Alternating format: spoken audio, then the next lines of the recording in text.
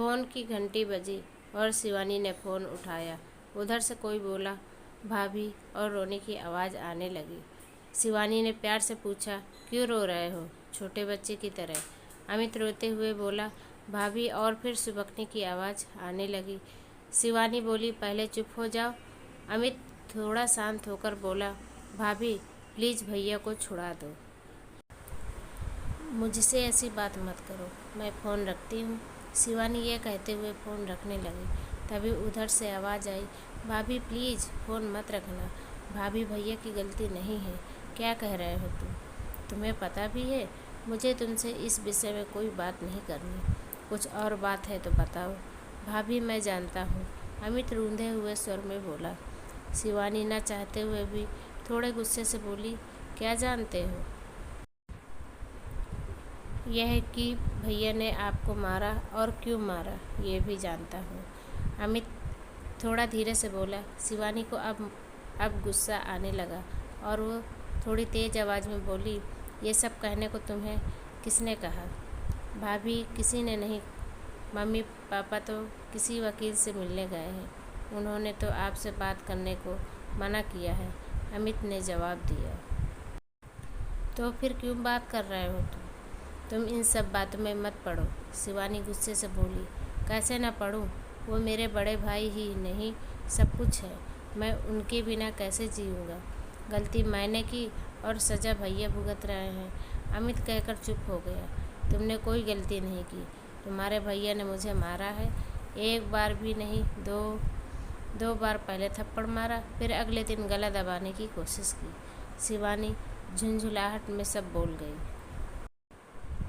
अमित भी चीख कर बोला, माँ ने कहा था कि उससे सच जान।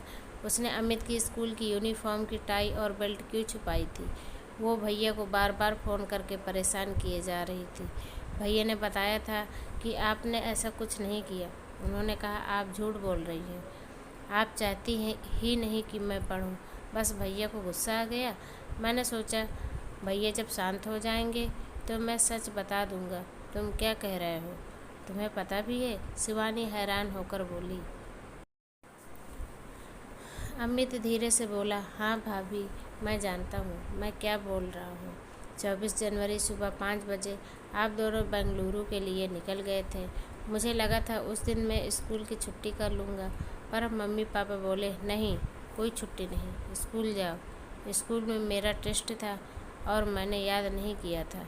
मम्मी पापा को पता था कि बुधवार को स्कूल की यूनिफॉर्म की चेकिंग होती है, इसलिए मैंने टाई बेल्ट जल्दी से बेड में नीचे डाल दी और उनके साथ ढूंढने लगा।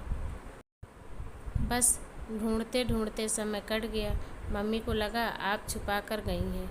उन्होंने तभी भैया को फ़ोन लगाकर गुस्से में आपके लिए बहुत कुछ कहा और साथ में ये भी कह दिया कि आप चाहती ही नहीं कि मैं पढ़ूं। मुझे यह नहीं पता था यह इतनी बात बड़ी हो जाएगी। सॉरी भाभी, शिवानी ने दर्द भरी आवाज़ में कहा। तुमने ये बात अपने भैया को क्यों नहीं बताई? मैंने भैया को फ़ोन किया था, पर भैया ने कहा मैं बाद में बात करता हूँ। मैं डर भी गया था। भाभी प्लीज़ मेरे भैया को जेल से निकाल दो, उसकी ज़िंदगी ख़राब हो जाएगी। उन्होंने बहुत मेहनत की है, तब जाकर इतनी अच्छी नौकरी मिली है। भाभी प्लीज़ मेरे खातिर। यह कहकर अमित ज़ोर ज़ोर से रोने लगा। शिवानी बोली, चुप हो जाओ, मैं तुम्हारे भैया को जेल से निकाल दूँगी, पर तुम प्रॉमिस करो तुम हमारी इन बातों के बारे में कभी किसी को नहीं बताओगे, अपने भैया तक को नहीं। आज के बाद मुझसे बात भी नहीं करोगे। शिवानी ने फ़ोन रख दिया। फ़ोन रखकर वो फूट फूट कर रोने लगी। थोड़ी देर बाद चुप हो गई और कंप्लेंट वापस लेने के लिए कैसे लेनी है सोचने लगी, क्योंकि पापा ने ही वहाँ से थाने फ़ोन किया था और पुलिस रात को आकर पकड़ कर ले गई थी। तभी दरवाजे पर बेल बजती है। वह दरवाजे के पीप होल से देखकर दरवाज़ा खोल देती है और दरवाज़ा खोलते ही अपने पापा के गले लगकर खूब रोती है। उसके पापा की भी आंखें नम हो जाती हैं। फिर उसके पापा उसे चुप करवाते हैं और उसे कहते हैं, तैयार हो जाओ, थाने जाना है। FIR लिखवानी है। रात को सिर्फ तुम्हारे प्रोटेक्शन के लिए पुलिस उसे ले गई थी। शिवानी पहले अपने पापा को पानी देती है और फिर चाय बनाकर लाती है। पापा कहते हैं चाय क्यों नहीं बनाई? शिवानी कहती है पापा कहते हैं चाय क्यों बनाई? शिवानी कहती है पापा पहले मुझे आपसे कुछ बातें करनी है।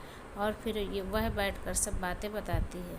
बातें सुनकर पापा एक गहरी लंबी सांस लेते हैं और कहते हैं तो अब तू बता क्या करना चाहती है?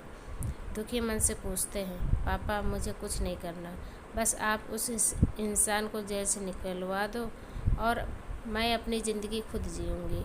अभी आपके साथ आपके घर जाऊँगी और नौकरी करूँगी, बस अभी और कुछ नहीं।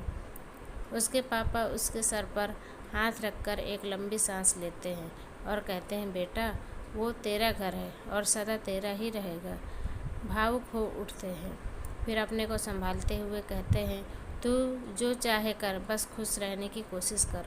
और खुद के भी आंसू संभाल नहीं पा रहे थे। ऐसा ही होता है बाप का प्यार। आए तो रोज़ से भरे हुए थे, ये सोचकर कि उसे सज़ा दिलवाकर ही चैन की सांस लेंगे, पर बेटी की आंसुओं और बातों ने शांत कर दिया। कभी कभी घर की छोटी छोटी बातें घर तबाह कर देती हैं, घर बसने से पहले ही उजाड़ देती हैं, सपनों के महल मिनट में ढेर कर देती। मेरी बेटी का क्या कसूर था? ये सब सोचते हुए उठते हैं और शिवानी से सामान पैक करने को कहते हैं। फिर पापा बेटी थाने जाने के लिए निकल जाते।